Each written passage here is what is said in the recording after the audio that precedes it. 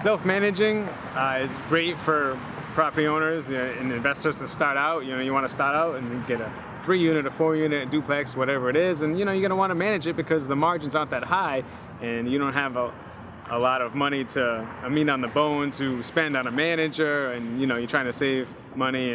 But after you get to your second building, maybe your third building, you get 9 units, 12 units, something like that.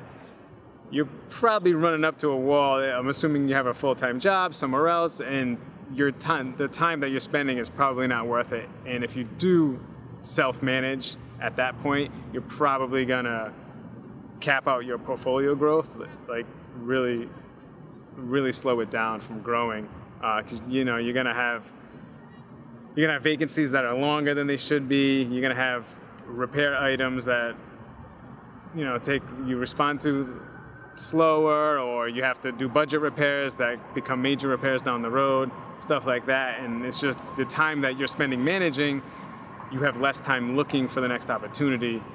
So you really kind of are losing value. You might see that you're saving money versus paying a manager, but it's more likely that you're losing opportunity, and the opportunity cost is exponential. If there was a deal that you missed out on this year, and then next year you could have had 2 deals, but you didn't get those because you were, in the weeds. It's probably not the right approach, and I'd recommend looking at it. You have a DIY cost calculator. You can actually look at that and see what the cost is to you, what your opportunity cost is of hiring a manager, and think about it. I would definitely recommend looking into professional management, because in most cases, the cost savings and the efficiency is gonna be more money in your pocket with more free time. Even if it was the same amount of money and you had free time, it's a net gain to you.